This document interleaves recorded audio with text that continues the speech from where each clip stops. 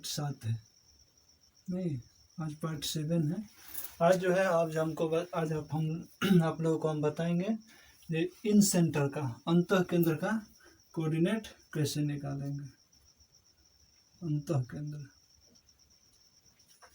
यानी इन सेंटर का, इसका कोऑर्डिनेट जो है किसी त्रिभुज में हम कैसे निकालेंगे। ठीक, तो जैसे कि आप जानते हैं कि किसी त्रिभुज में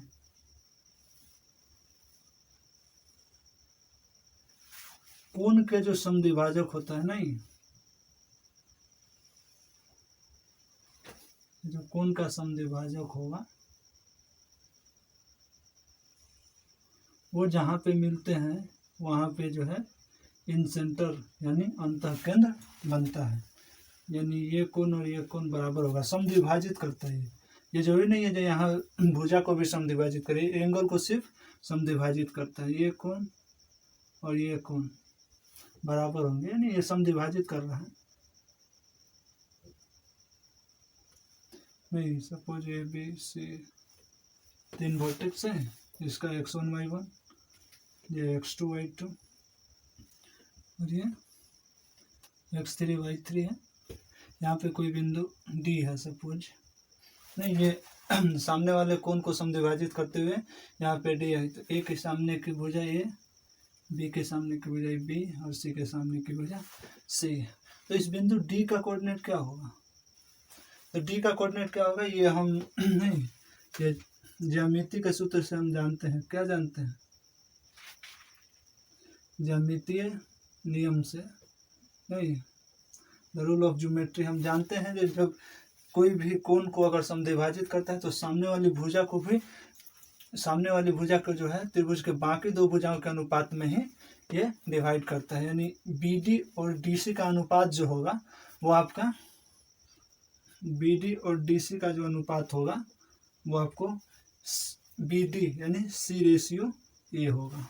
नहीं तो हम ये जान गए कि ये C और 1 है, C और A है, C/A। तो इसका कोऑर्डिनेट C/B है। DC कितना है? BD और DC C/B।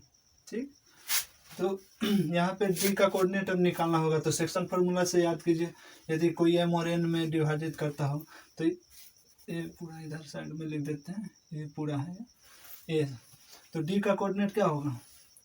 x3 इंटू यहाँ पे cx3 plus bx2 upon b plus c। और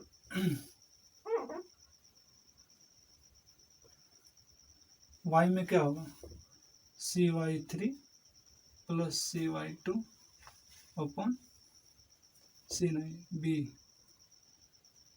सेक्शन फार्मूला से, और ये b प्लस c। ठीक, इसको हम मान लेंगे, आगे जाके इतना पूरा नहीं लिखेंगे। इसको p मान लीजिए, इसको q मान लीजिए।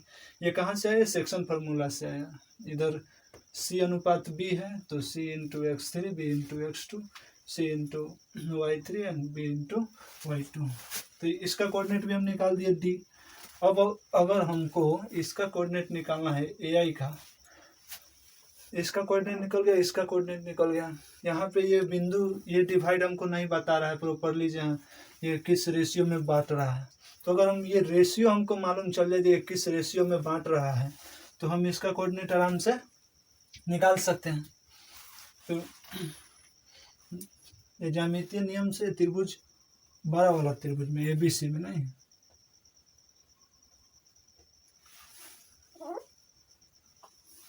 ठीक। अब जो है हम त्रिभुज ABC में बात करें, फिर से अगर त्रिभुज ABC में ही बात करें तो AB अपॉन AC क्या होगा? AB अपॉन AC बराबर BD अपॉन DC होगा।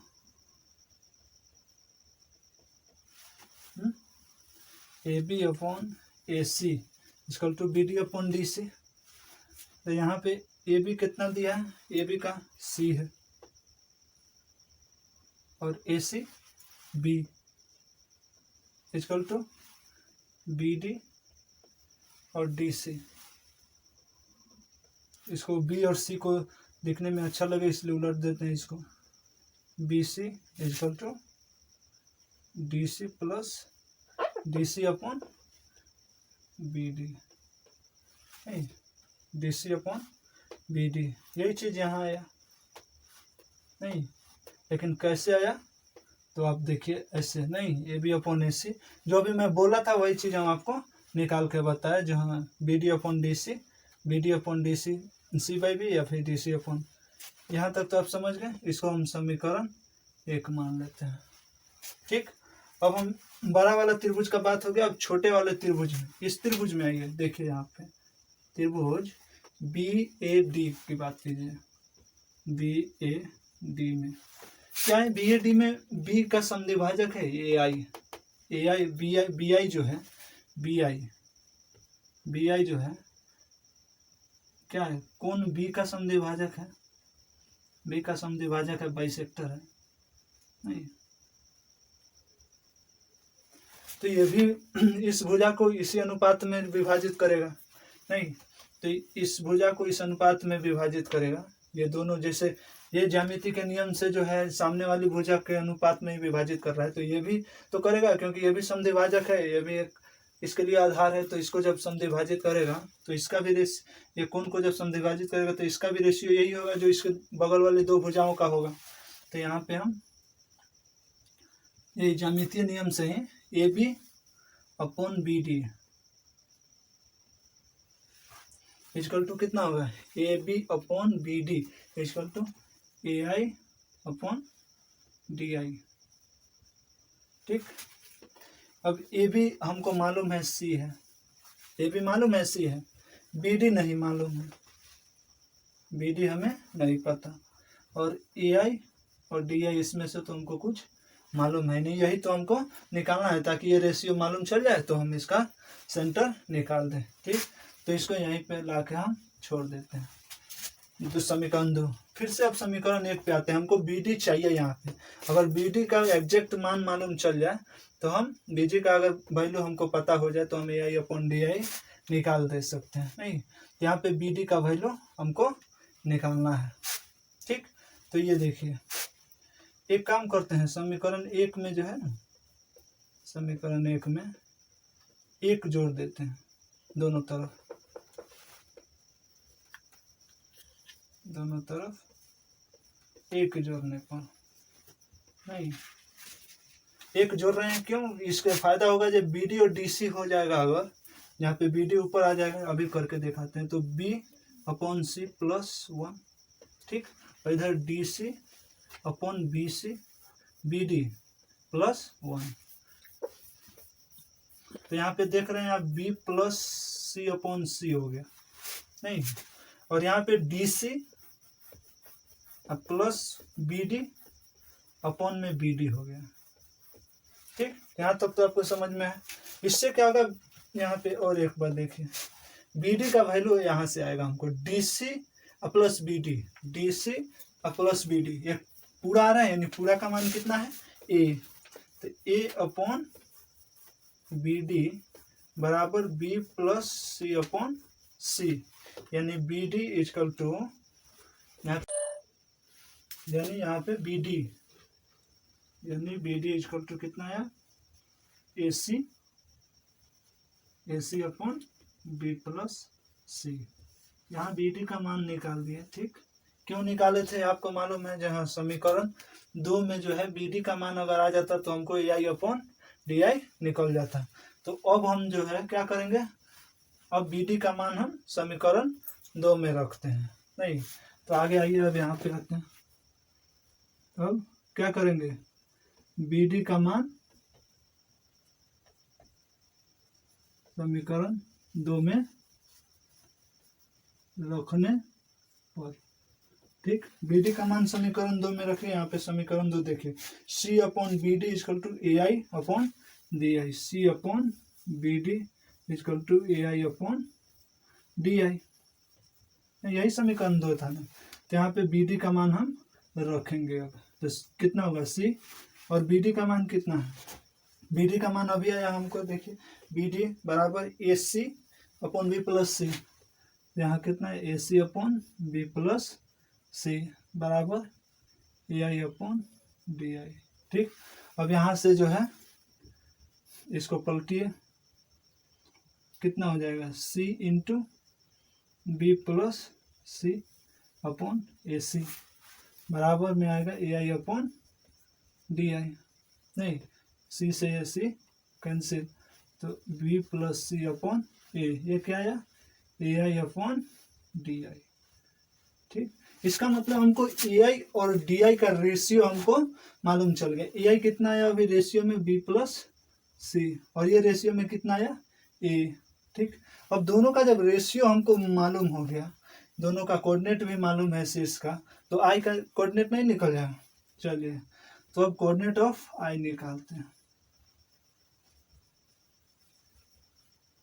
ठीक, तो सेक्शन फार्मूला फिर यहाँ पे लगाएंगे।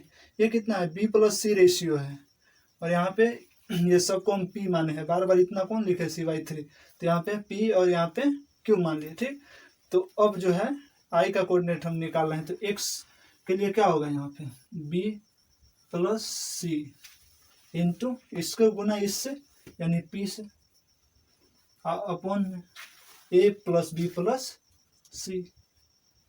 ठीक, इसका इससे एक्स और फिर इसका इससे प्लस ये और ये प्लस ए इंटू x1। ठीक, x1 है ये, और y में कोऑर्डिनेट क्या होगा, b प्लस सी इंटू क्यू, बी प्लस सी इंटू क्यू, इसका प्लस ए वाई वन अपॉन में फिर ए प्लस बी प्लस सी। ठीक, यहाँ तक आप समझ गए। इसके बाद आता है, अब इसी को सॉल्व कीजिए और आपका कोऑर्डिनेट निकल गया आई का। यहाँ बी प्लस सी और पी का मान रख दीजिए, तो यहाँ बी प्लस सी इंटू, देखिए यहाँ पर CX3 plus BX2 upon B plus C है, और अपॉन में जो है पी का मान रखे हैं, यहाँ पे प्लस AX1 भी है। ठीक, अब upon A plus B plus C, फिर इसी तरह बी प्लस ये वाई का कोऑर्डिनेट बी प्लस सी, और वाई का कोऑर्डिनेट कितना है, क्यू का CY3 plus BY2 upon B plus C plus AY1 upon में कहाँ है, A plus B plus C. यहाँ तक तो आप समझ गए। अब देखिए बी प्लस सी से ये बी प्लस सी का, यहाँ बी प्लस सी से ये बी प्लस सी गया, तो कोऑर्डिनेट फाइनली हमको क्या आया, एक्स के लिए AX1 plus BX2 plus CX3 upon A plus B plus C, और y के कोऑर्डिनेट के लिए हमको क्या आया, देखिए AY1 plus BY2 plus CY3 upon A plus B plus. अच्छा लगे बच्चों के साथ शेयर कीजिए, सब्सक्राइब कीजिए और दोस्तों के साथ शेयर कीजिए, जहाँ डीपली पूरा एक एक बिंदु को विस्तार से बताया जा रहा है। चलिए ठीक है, फिर अगले वीडियो में मिलते हैं।